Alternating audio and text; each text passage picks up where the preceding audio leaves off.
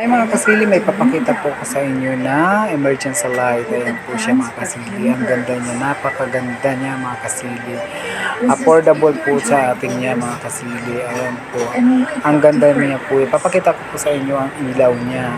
Kung gaano siya ka liwanag kayo mga kasili. Yan, ang first step. Meron second step niyan.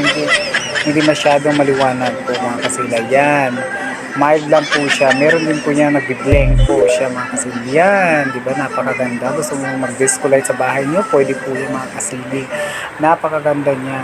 Ayan po ang pipindutin niyo mga kasili kung gusto niyo i-adjust ang ilaw.